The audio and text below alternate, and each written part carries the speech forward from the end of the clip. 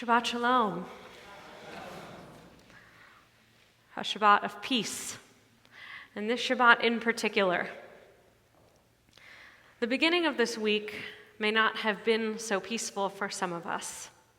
The beginning of this week marked Tisha B'Av. Tisha B'Av, a day meaning literally the 9th of Av.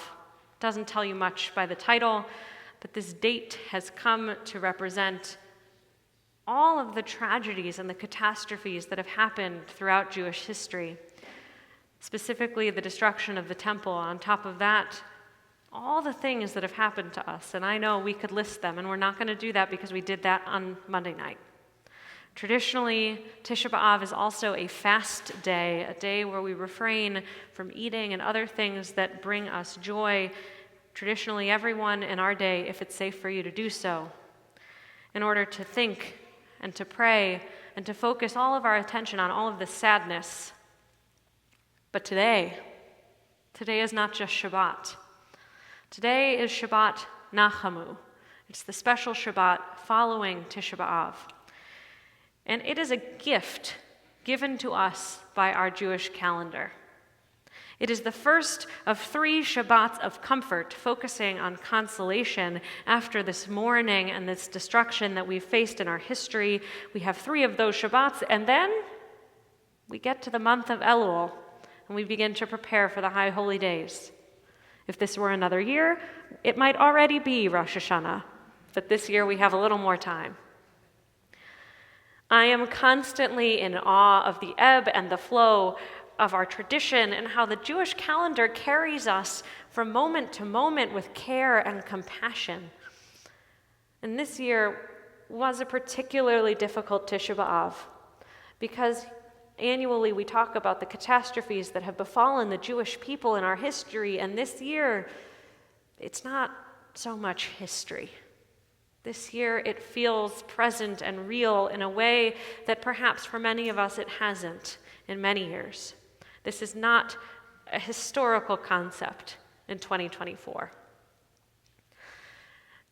And we've been talking about this a lot, and I don't blame anyone who might feel a little oversaturated with the pain and the sorrow over the past 9 months. But there is something so psychologically healthy and meaningful in a day like Tisha B'Av. It is a focused moment to mourn, to feel sadness and not have to explain it to anyone or feel like we've done something wrong by being sad. No one asks you to suck it up on Tisha B'Av. No one tells you to move on. And then we reach Shabbat Nachamu and the 3 Shabbats of consolation. On Tisha B'Av, we are raw and we are broken. And our ancestors who set the calendar knew on some deep level that we cannot live that way in perpetuity. But we also can't just move on. As human beings, we seek comfort. The comfort on these Shabbatot traditionally comes from the Haftarah portions we read, and we'll study a little of that tomorrow morning in our lift. But we can find comfort in any number of places. In the music of Shabbat services, in the community that surrounds us, in the breeze and the leaves and the setting sun, in a good book, an enveloping hug, a warm mug of tea, the list goes on. And wherever it is that you find your comfort, our Jewish calendar tells us that now is the time to seek it.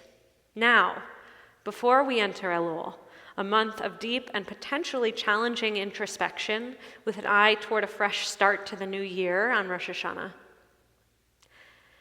It can be so tempting to rush past our feelings, not to give them the space that they deserve, especially feelings of discomfort or anger or sadness or pain. Our society teaches us that we shouldn't talk about those and we should move on. But the month of Av teaches us not only that the entire range of human emotions is acceptable and normal, but also that the entire range of human emotion deserves to be honored and experienced, each in its own time. So with that in mind, we'll all take a deep breath together.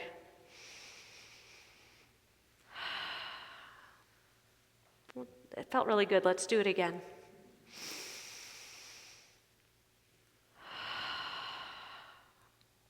I'll conclude this evening with a meditation for the month of Av. It was written by one of our HUC professors, Rabbi Dahlia Marks. And if you want to close your eyes, if you want to look out the window, whatever gives you comfort as I read this meditation. For just a moment, I will stop to consider the mountains of memories, the false hopes, the insults seared deep, the moments of lost holiness. This time I won't rush. I will stop, even if just for a moment. I will stop at the narrow place until another feeling sprouts, and it will sprout within me without delay, and I will know that anything is possible. I will know that anything is possible. We'll take another deep breath together. And we say on the Shabbat Nachamu, the Shabbat of comfort, we pray truly for a Shabbat Shalom, a Shabbat of peace. Shabbat Shalom.